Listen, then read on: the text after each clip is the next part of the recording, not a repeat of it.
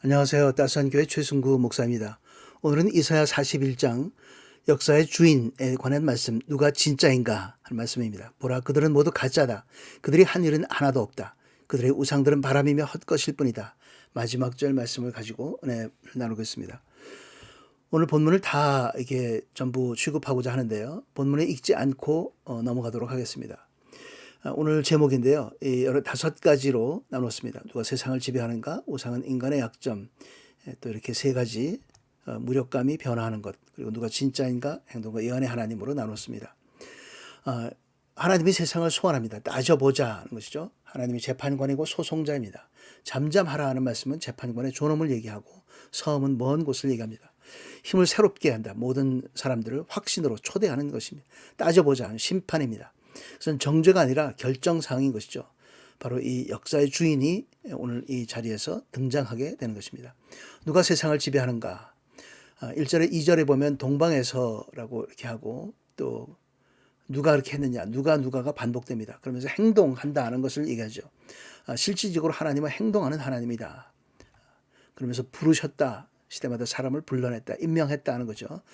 누가 하는 것에 대한 답은 처음과 끝은 나 여호와가 했다 하고 하나님이 주인임을, 그것을 하신 분임을 선포합니다. 처음과 끝이라고 얘기하는 것은 불변의 일관성을 얘기하는 거고요. 지금 모든 이 배경의 상황들은 팔레스타인, 이스라엘입니다. 하지만 이 변화가 메소포타미아 동쪽에서부터, 물론 고레스를 의미하는 거죠, 시작되었다는 것을 암시해주고 있습니다.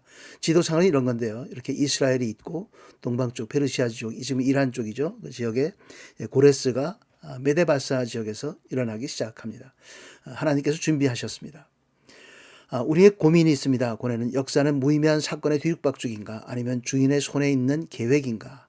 오늘 한국의 정치 상황, 또 미국의 정치 상황들을 보면서 이거 엉망진창인 것처럼 보이지만 하나님의 손에 있다는 것을 다시 한번 깨닫고 넉넉한 마음으로 근심 걱정 없이 하나님 찬양하는 우리 모두가 되기를 간절히 바랍니다. 우상은 인간의 약점을 나타낸다 하는 말씀인데요. 본문을 일일이 읽지 않고 넘어가도록 하겠습니다. 시간이 촉박해서 이렇게 우상을 만들었습니다. 그 우상을 의지했습니다. 그 이유는 긴장감 때문에, 보편적인 긴장감, 두려움 때문에 그렇죠. 집단 안전을 희망했기 때문에 그렇습니다. 두려움에서 나온 형제, 두렵기 때문에 서로 뭉치려고 했던 거죠. 도움과 격려의 인간 중심은 그 한계를 드러내게 되어 있습니다. 영적인 힘이 필요함도 막연하게는 아는 거예요. 그래서 우상신을 찾는데, 인간은 기술을 발전시킬 수는 있지만 진정한 안전을 만들 수는 없다. 오늘 4차 산업혁명으로 많은 기술이 발전하지만 결국 완전한 안전을 만들 수는 없습니다. 무력감의 변화에 대해서 모든 어려운 상황과 고난 가운데서 무력감을 느끼고 이게 좌절하지만 그런 것들을 하나님께서 변화시킨다는 3가지를 보여줍니다. 먼저는 낮은 자를 위한 말씀인데요. 먼저 약속을 하고 재확인을 합니다. 버리지 않겠다, 붙들어 주겠다 하고 내 의로운 손이라고 하면서 행동기관을 얘기하죠. 행동하는데 기관이 내 오른손으로 해준다는 말이죠. 하나님께서 능동적인 동반자가 되어서 그렇게 해주신다는 약속입니다. 종이라고 표현한 것은 지위나 권리가 없는 사람을 얘기하고, 그것은 이미 하나님의 선택으로 아브라함으로부터 시작되었고 그 약속은 후손에게, 영적 후손인 우리에게 연장되고 있습니다. 인간의 수행할 기능은 없다는 의미이죠. 영에만 그 하나님의 자녀라는 지위만 있을 뿐입니다. 종은 사회적인 비실체입니다. 사회적 비실체이고 주인의 소유입니다. 그렇기 때문에 우리가 사는 것은 내가 사는 것이 아니라 청지기로 살아가는 것이죠. 향해 화내던 사람들, 다투던 사람들, 원수들, 싸움 걸던 사람들 모두 없어진다. 모두 그런 사람들이 몰락하게 된다는 말씀입니다. 그 실질적인 안전은, 결국 구원은, 근거는 바로 하나님이다. 내가 너를 도와준다. 바로 하나님의 오른손으로, 우리의 오른손, 내 오른손을 잡아준다는 말씀입니다. 하나님의 입장에서는 You are special, 우리를 향한 말씀입니다. 하나님의 특별한 자녀임을 항상 기억하고 든든한 마음으로 넉넉한 자신감으로 살아가는 우리 모두가 되기를 간절히 바랍니다. 두 번째는 무시받던 사람들이 변하는데요. 지렁이, 야고바, 벌레 같은 이런 무시받는 이 사람들이 두려움 없이 하나님의 거룩함을 또 입고 살아가도록 이렇게 얘기합니다. 장애으로 만난 인간의 무능력과 하나님의 약속, 그 약속은 하나님께서 출애굽으로 이미 의지와 능력을 증명하셨죠. 필요한 것은 직접 수행한다. 하나님께서 개입하셨습니다. 역사 속에서 개입하시고 구원하셨습니다. 그런 거룩한 분이며 신성한 본성을 가지신 분입니다. 15절 16절도 마찬가지고 내가 너를 만들고 내가 승리한다. 너를 내가 만든다. 새롭게 만든다. 하는 말씀이죠. 새로운 타작기계 이건 합니다. 산을 타작한다는 말씀은 이제 불가능한 것을 수행하고 그래서 성공한다 하는 말씀입니다. 장애물을 제거한다 하는 약속이죠. 바람과 강풍은 신성한 힘으로 하나님께서 동원해 주신다 그런 약속입니다. 기쁨과 찬양 하나님의 일에 참여한다 하는 말씀이고 하나님의 일에 우리는 기쁨으로 같이 동참하게 된다 하는 말씀이죠. 하나님은 변화시키는 분입니다. 우리는 그 변화의 수혜자, 그 은혜를 입는 사람인 것이죠.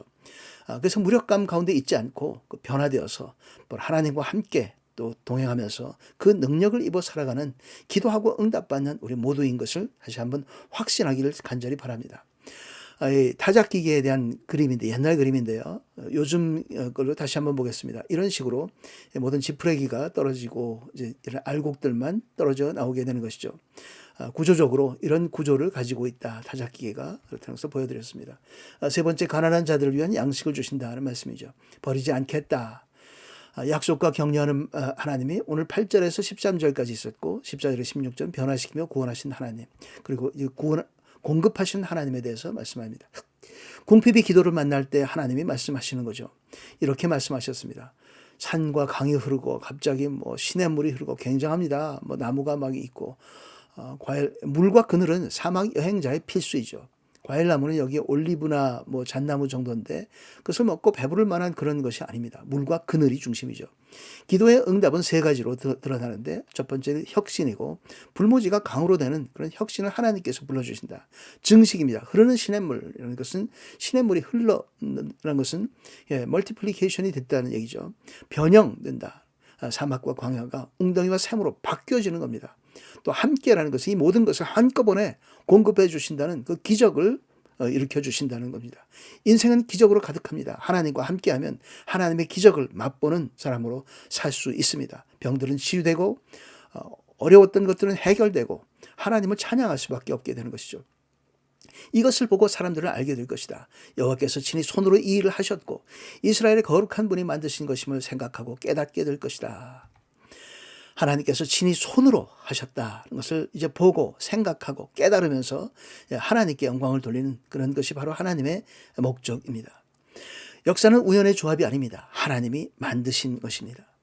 누가 진짜인가? 여호와께서 말씀하신다. 소송을 걸어보라. 이제 주권을 주장하는 이방에 대해서 도전하는 거죠. 어떤 의미에서 개인 주권을 주장하는 것도 우상 숭배입니다. self-centeredness는 God-centeredness의 정반대인 것이죠. 내 삶은 내 것이 아닙니다. 하나님의 것입니다. 22절, 23절도 계속해서 보면 우상들에 대해서 우상을 데려와서 한번 해보라는 거죠. 과거 이해로 미래 예측이 가능하냐는 거죠. 안 되는 거죠. 어떻게 좀 해봐라 하고 백지위임장을 또 줍니다. 해보라고. 내일을 예측할 수 있는 사람은 아무도 없습니다. 내일을 예측하면 주식시장에서 엄청나게 돈을 벌겠죠. 어떻게 할 수가 없습니다. 보라, 너희는 실체가 없는 아무것도 능력이 없는 그런 참여자고 혐오한다. 나중에 역겹다 24절에 나오는데 사람들은 자신이 선택한 신처럼 되기 때문에 우상처럼 되기 때문에 우상 숭배하는 사람이 우상이 된다는 말씀이죠. 두 가지 말씀을 시편과 에레미야 말씀 보겠습니다. 우상을 만드는 사람들은 우상처럼 될 것이요 우상을 의지하는 사람들도 그렇게 될 것입니다. 너희 조상들이 내게서 무슨 불의함을 찾아냈기에 그들이 나를 떠나 헛된 우상을 따르고 우상처럼 헛되게 됐느냐. 참 답답한 일입니다. 결국은 자기가 생각하고 의지하고 바랐던 그 모습을 닮아가게 된다는 말씀이죠. 그 우상은 결국 뒤집어지고 예언과 행동의 하나님을 경험하게 됩니다. 25절 26절에 일깨웠다. 하나님께서 2절에 나오죠. 하나님께서 세우셨다. 다가오는 정복자 고레스를 암시합니다. 내 이름을 부르는 사람이라는 것은 바로 행동으로 나를 선포하는 고레스를 얘기합니다. 고레스는 크리스찬도 아니고 하나님의 백성이 아니었지만 하나님께서 부르셔서 하나님의 사람으로 하나님을 선포하게 되었습니다. 태초부터 시작하기 전부터 미리라는 말씀이죠. 나는 처음에 시온에게 보라 그것들을 보라 하고 말했고 예루살렘에 기쁜 소식을 전해 주었다. 그런데 내가 둘러보니 아무도 없구나. 그들 가운데 물어볼 사람이 없구나. 내가 물어봐도 아무도 대답할 사람이 없구나. 보라 그들은 모두 가짜다. 그들이 한 일은 하나도 없다. 그들의 우상들은 바람이며 헛것일 뿐이다. 포로에게 또 다른 정복자 바벨론에 끌려간 사람이 이제 고레스라고 하는 사람이 페르시아로부터 와서 다른 정복자가 된다는 말씀은 좋은 소식인 거죠. 원수의 원수는 적의 적은 친구라는 말씀과도 같습니다. 신성한 계시 없이 사는 삶, 이런 것을 미리 알려주는 그런 계시가 없이 사는 삶은 헛된 삶입니다. 기만이고 거짓이고 사기적인 것입니다. 하늘의 음성이 없는 곳에서는 인간의 어떤 것도 질문과 대답의 그 틈을 채울 수가 없습니다. 하나님만이 우리의 질문과 고난과 우리를 향한 하나님의 응답사의 틈을 채울 수 있습니다. 하나님께서 하늘로부터 음성으로 말씀으로 우리에게 주신 거죠. 우리가 갖고 있는 것은 비실체고 무의미한 혼란일 뿐입니다. 함께 기도하겠습니다. 고맙고 감사한 아버지 하나님, 아버지께서 나라와 민족, 가족의 삶을 포함한 모든 역사의 주인임을 알게 하셔서 걱정과 염려를 않게 해주시니 참으로 감사드립니다. 주어진 시간과 환경 아래서 늘 아버지의 청지기로 살아가도록 겸손하게 해주시고 아버지와 친밀한 교제 가운데서 충성과 순종으로 행하며 아버지의 영광을 드러내게 하여 주시옵소서.